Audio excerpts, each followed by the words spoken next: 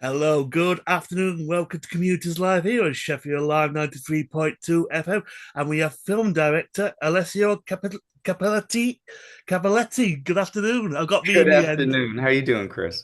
I'm very well, thank you. Sorry about that. I got me in the No. end. No, it's fine. It's good. So, give us a bit of background. Tell us little bit more about yourself. I mean, I'm just a writer-director. It's something that I've been passionate about for a really long time. We did this movie. It was pretty crazy. It's going to be premiering at Rain Dance actually tonight. They gave us a wonderful spot, so it's premiering tonight. Um, and yeah, I mean that's pretty much about it about me, you know? And I mean, I've seen the film, and it's a very unique film. We'll talk a little bit more about that later on. But I want to ask you about your influences. I mean, who are your Sure. main influences? And also, if there was anybody that you could work with in the near future, who would it be and why? Well, I definitely would say one person I would love to work with is Patterson Joseph. I'm a big fan of him as an actor, as a British actor, and I've been following his career since I was a kid. Uh, who am I influenced by? I watch so much. I've watched so much volume of movies. It, God, it's hard to say. I mean, definitely for one of the films that we had, there was a lot of influence of John Ford in there for the cinematography for Wretched Earth. That's one of the main films in Whiteness that we did also in infrared black and white. First film of its kind to be done in infrared. John Ford, I love Fellini a lot, but I don't think Fellini necessarily makes it into my films. I do love the fact that his films are bittersweet. They can have a little bit of comedy, they can have some darkness. Um, Martin Scorsese, Ingmar Bergman, Allison Anders, she's a really top-notch, in my opinion, female director. There's a lot. It's a lot of people. I love film noir, so I'm a film noir addict. I love Danny Boyle, British director. I love him. I love anything he does. Yeah, there's a lot of influences from all those people. Oh, what's the guy's name? Oh, he's an Irish writer and director. He did the play Pillow Man. Martin McDonough. Right. I think he's really funny. I like him. I like very dark, very funny. I like him a lot. And I mean, I've got to ask this, but I mean, it's a Sure. controversial question. But Sure. if you don't want to answer it, it's completely fine. No. I mean, how do you feel about using AI? Because AI is now being thrown into the mix. How do you feel about it in the creative industry? It's really tough, Chris, because there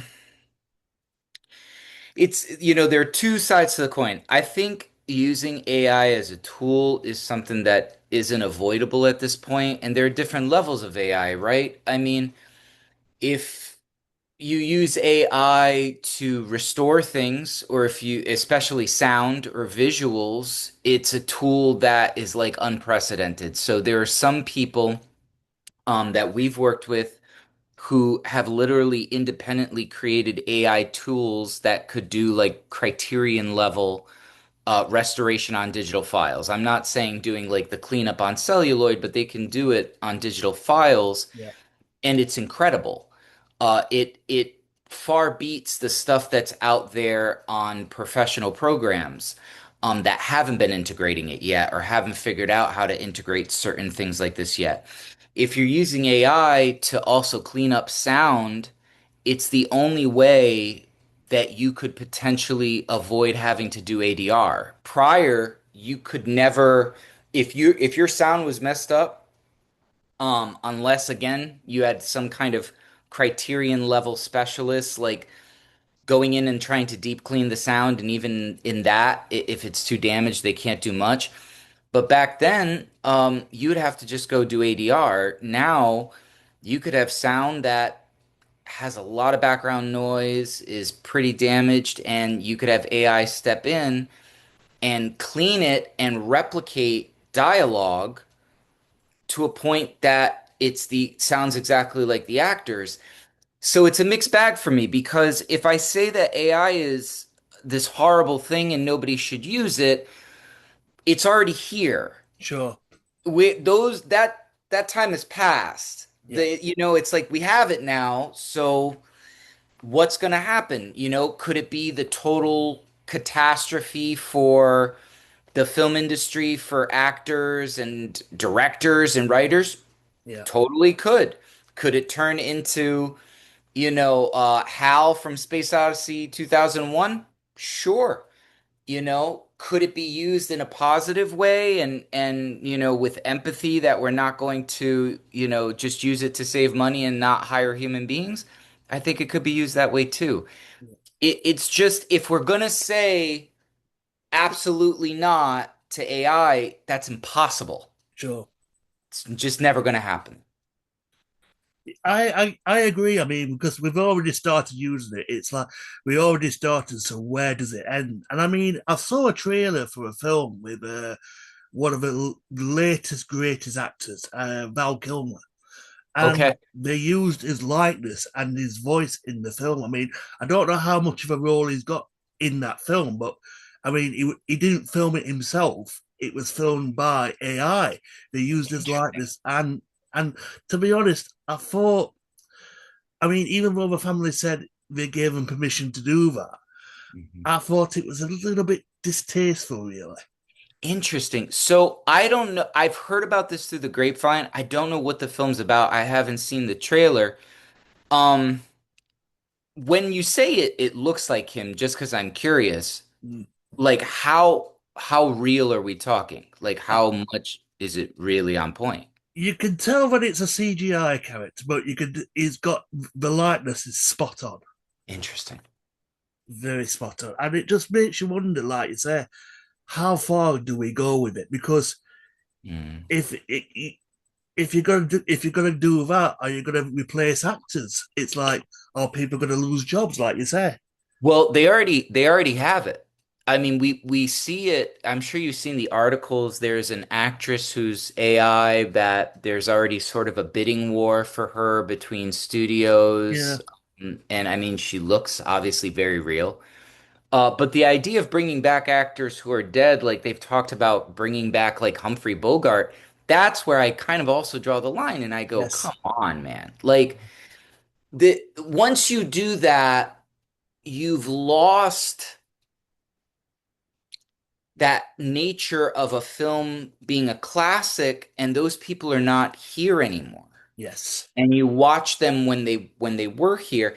The thing that scares me more, I think, actually, Chris, is hearing people using AI to give them film ideas and help them write scripts. And the reason why it scares me more is I know a lot of people who use AI as a tool, Yeah. various ways. But because it's so efficient, and if you really get good at knowing how to do prompts, you find yourself doing less and less of the work and relying more and more on the AI to do it. And before you know it, you're losing the skills that you had to do the work in the first place. And that scares me. Yes, I totally agree. I totally agree because I mean, a few years ago, it was so unheard of. I mean, I know. I mean, it's like it feels like, I mean, you're gonna laugh at me when I say it. It's like Terminator has actually come to life, and it Oh really has yeah. because I mean, to say that it was a a film that was science fiction, but it's not science fiction anymore. It's actually here. It's here today. And it's just unbelievable how far technology has come these past few years. It's unbelievable. You hit the nail right on the head. It's happened so fast. 100%. If you said this 3, 4 years ago, it was barely a whisper. Yeah. And now all of a sudden it's taken over everything. It's Yes. everywhere, right? Yeah, that's a really scary thing. And if you look too, the speed at which technology has been able to advance has gotten faster and faster. If we think about like where technology was in the 90s, Yeah. or where it was in the early 2000s. And then as soon as internet really, really took off, late 90s, early 2000s, Yeah. it's been exponential advances that are just faster and faster and faster. Yes. I mean, the way the world was, I'd say pre 2010 to now is so totally different. It's like a different reality, Yeah. you know? Um, and it's tough. It's easy to get in a place, especially for me, where I could look at so much of it and see how catastrophic it could get, right? And to Yeah. look at the negative.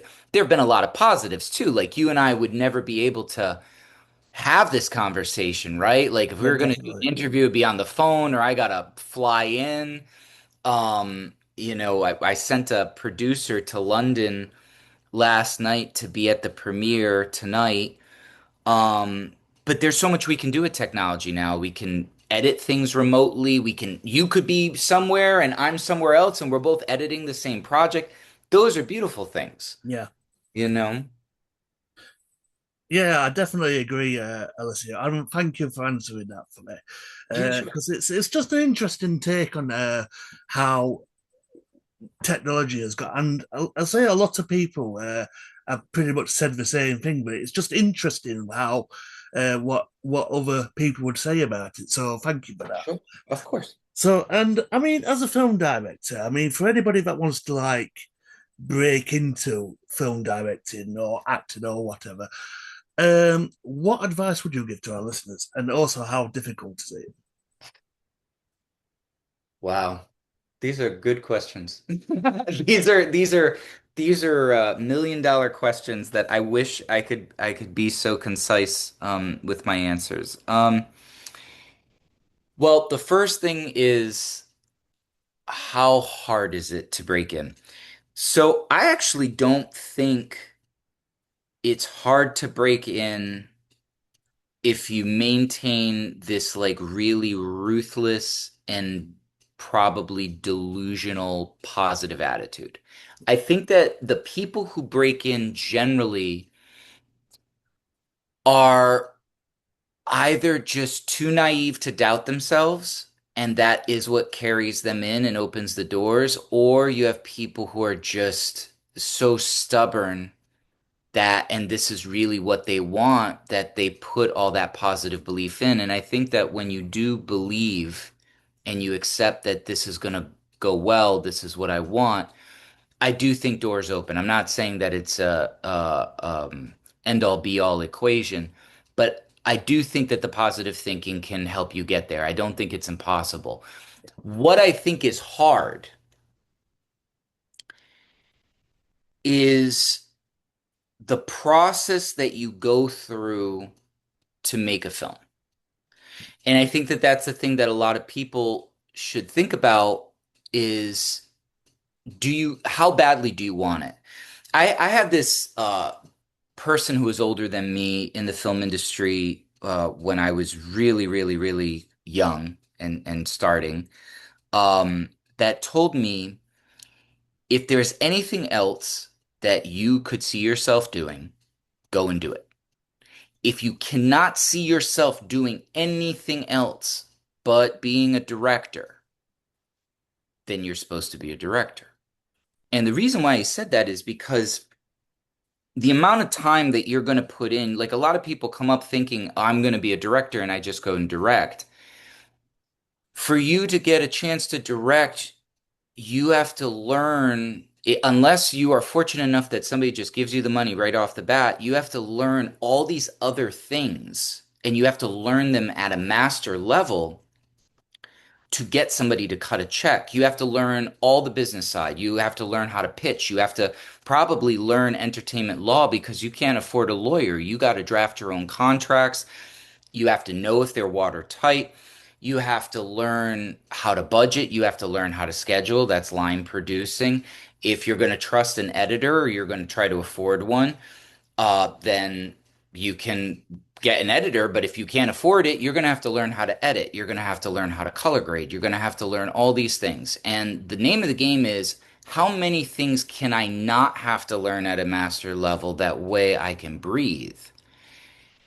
And that's the real big question. So when you look at all the stuff you have to learn just to get a movie made, and also that you have to learn to even oversee people that you're hiring to know whether they're doing a good job or you might need somebody else. It's there's no career like it. It's crazy. Yeah. It's really insane. And you have to be a bit crazy to want to do it because it's like gambling with life. Yes. It's you're gambling with life, you're gambling with you have to be so confident that you're willing to gamble with investors' money. You have to be able to sleep at night that you're gambling with their money. Um, there's so much and relationships take hits. Um, you have to be able to maintain being in the industry and not become addicted to something, which is very easy to do because of the stress, because of the rejections, the sadness. So I would say that that part, there's a very small percentage of people who can do it. And Yeah. I think I would say people who can do it and maintain sanity, 1% less. And that's not a fault to the people who can't do it.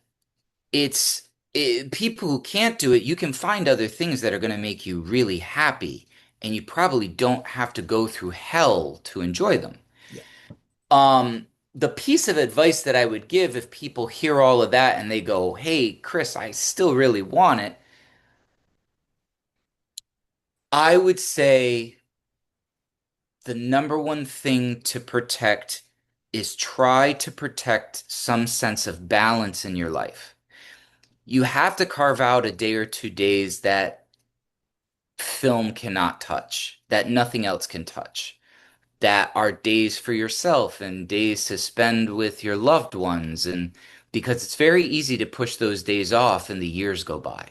So that's one piece of advice I would give. The other piece of advice I would give is get a lot of books on all different aspects of the film industry. If you're going to be a director, your book collection is going to be very, very large. If you're going to be a writer director, it's going to be even larger. You got to learn how to direct actors. The best way to learn how to direct actors is to also study as an actor first. You got to learn production design. We did a full orchestral score for our film with traditional orchestral spotting.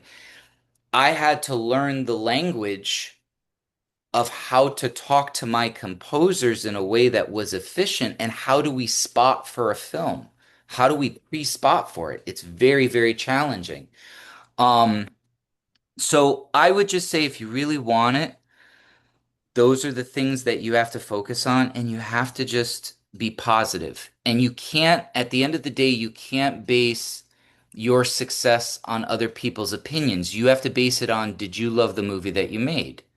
And if you loved it, that's what matters in the end. I know a lot of filmmakers who talk about films that were huge for them that they fucking hated making.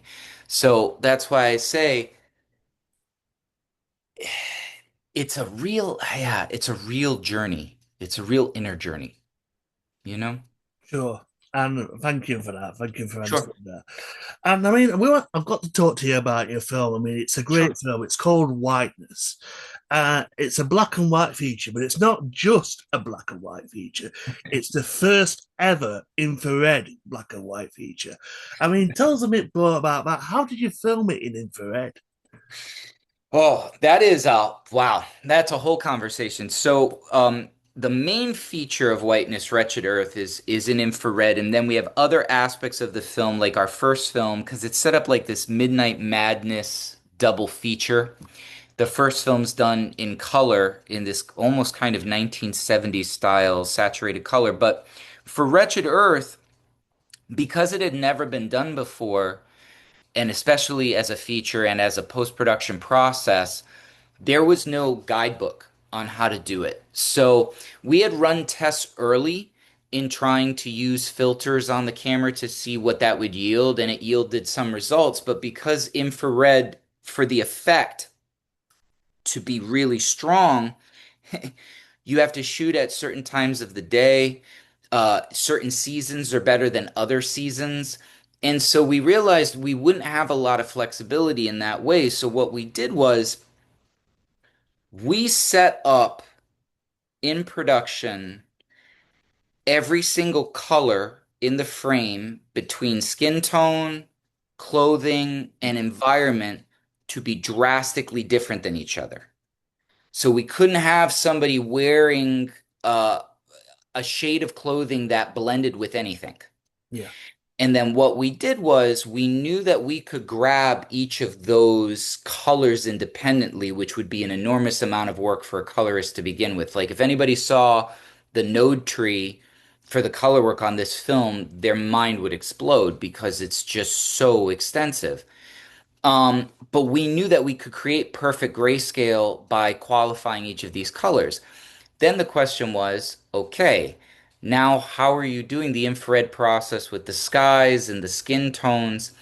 And that was all specialty things that we designed under the hood of the color math for DaVinci Resolve that we used, and also VFX working alongside us doing highly specialized workflows that would not be straightforward for anybody else. Like we've always said that it's our belief that if we gave a pretty high-end colorist the footage, they probably wouldn't be able to reverse engineer how we did it because sure. it's that complicated. But it required also a ton of testing back and forth between VFX and myself because there's over 1,000 shots of VFX in the film, and then I'm doing infrared color, and to go back and forth between the two to make sure that their stuff actually is going to work with my color process, it takes 2 or 3 passes each shot to figure it out. So it was just a super crazy, one of a kind, unique process that we created. And we wanted the skin tones to be powdery. Like a lot of the skin tones you see in 1930s portraiture, we wanted that white powdery pallor on the skin tones.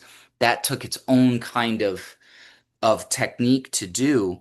So we did all of that and we mixed the whole film in a highly, highly immersive 5.1 surround sound. We mixed it so loud that it's 1 decibel below unity because we wanted the violence to be very, very loud when you Yeah. experience it. So it was just an incredibly extensive process. We did full restorations on 2 other films that are within it that are kind of interconnecting both the first featurette and the feature Wretched Earth. We did like Criterion level restorations on those. It's a very unique project. And I mean, it's a brilliant film. I mean, Thank and you. I don't want to give too much away, but I mean, to our listeners, what can you tell us a little bit more about the plot? But don't give too much away. Oh, can I tell them about the plot? Um, it's a cinematic journey, and I don't mean that to sound pretentious. You come into this film.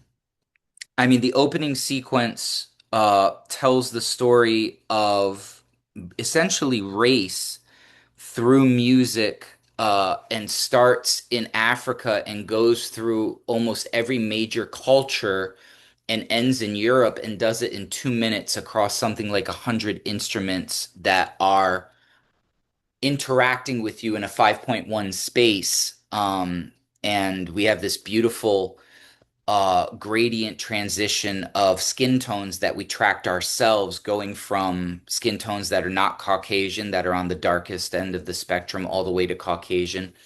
So it's set up like an experience. The first film is a super dark comedy done in a very British style sense of humor. It's a chamber comedy, and it's exploring a lot of the stereotypes of intellectual white Caucasian relationships as a stereotype.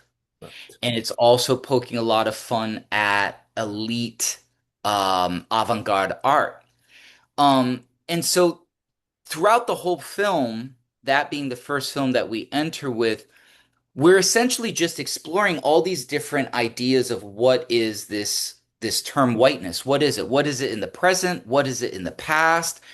We have two films that set up the experience for Wretched Earth, the main feature, that happened after that first film, and those films I did not make. One is a World War II propaganda film that's rarely been seen, that essentially is a film that said the US military, does not have problems with racism. They embrace black soldiers, all this stuff. We know that at this time Jim Crow was happening, so these stories were not necessarily true, but it was propaganda that was put out there. And then right after that, we have one of the Band 11 cartoons that we did a full restoration on that was made at the same time that contradicts what that film is saying, that war film, that propaganda film. Um, I wanted to include those also because I wanted to set up what the viewing experience would be like if you were to see Wretched Earth, our main feature, in a movie theater in the 1940s. You would have a newsreel before it and you'd have a cartoon. Yeah. And so it just happens that those two thematically work for our film. And then Wretched Earth has a full animated overture sequence. It has an intermission sequence. It has an exit music sequence that's animated that is keeping in the style of epic films from that period. Wretched Earth is exploring the past. It takes place in the 40s. It takes place in the South. Whereas the first film, and that is not relegated to the US. The actors are essentially British or have British accents, have been trained and schooled in British schools. And so that film is a bit more broad. And I think that, our co-producing company in India really, really loved that film and really caught the humor in that film. Wretched Earth is focused on the US and is focused on the past. And Wretched Earth itself is this like John Ford style epic genre bender. Starts as like a period piece crime film that turns into an absolute total surreal nightmare. Um, and that's what I'll say about those. We did not do a trailer on purpose. We want people, first of all, it'd be very hard to do a trailer for this film because this film is incredibly unique. Um, it's also controversial.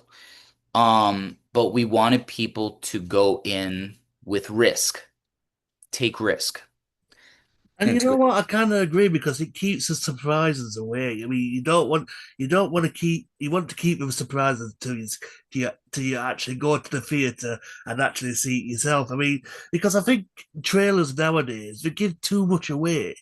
I So agree.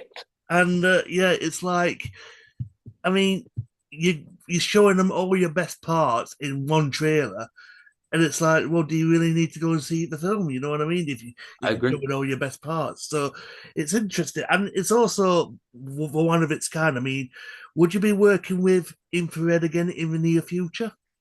I don't know. I mean, that's a good question. We know how to do it. We were able to do it incredibly successfully. Um, yeah, it's a good question. I don't like to. I try not to repeat myself creatively more than once, even though sometimes certain themes are going to show up in across my work in different places. But I try to limit it the best that I can, even though I still have the need to tell the story. But I'm open to using infrared again, just like, I mean, and that has a lot of beautiful split screening that we did. And I love playing with split screening. I don't think it's done enough. So I've thought about working with split screening again as well. Yeah. And I mean, I've got so many questions I'd love to ask you. Unfortunately, we're quickly running out of time. I've got I about know. 8 minutes left, but I want to get these questions in. So, how can people get to see the film? Is it out on digital? Is it in film festivals?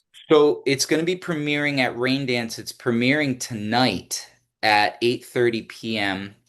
and it's going to be at Raindance in London, at one of the main theaters down there. And then it has a second screening next week. There's also an Instagram page for Whiteness. You can also find information right on our main page at www.alessio.com Dodge, Dodge, Cine.com. And then from there, we'll see what happens. You know, if it gets picked up for distribution, then there's going to be a whole release schedule with that. But the best place, if all else fails, is to check our website. We have merch there too, and all sorts of things. I mean, it's a brilliant film, and I want to say thank you for sharing it with me. And I recommend everybody to go and see this film. It's a one of a kind, and I'm looking forward to your next project, Alessio. I mean, Thank you, Chris. have you got any other projects that you're currently working on, or is it all secretive at the moment? It's pretty secretive, actually. I do have about two or three that we have in the pipeline right now because we couldn't decide necessarily what we were going to lead with. We do definitely have another because Wretched Earth is very much done in a noir style. I call it a daylight noir. But our upcoming project, one of them that we have is definitely a neo-noir that would be very unique, that would be centered in New Orleans. Um, uh, we have another one that is a sports thriller that's based on a true story that's in a pipeline. Um, we have a few. There's a few. It's going to be interesting which one's going to get financed first and be a sophomore follow-up. So watch this space, ladies and gentlemen. So, Alessio, it's been an absolute pleasure. Thank you so much Thank you, for joining Chris. me today. I My final appreciate it. question for you is: what would you like to say to our listeners who is currently listening right now? Say that one more time, Chris. I'm sorry. Sorry, I'll say that again. What would you like to say to our listeners who is currently listening right now? What would you like to say to them? I would just like to say I hope everybody follows their dreams, whatever those dreams are, and I hope those dreams give them the dream life that they have hoped for. You know, the most important thing is to live a life that's making you happy. If it's not doing it, you really should change something. You owe it to yourself, you know? Alessio, it's been an absolute pleasure. Thank you so much for your You too, time. Chris. Thank you so much, Chris. Bye.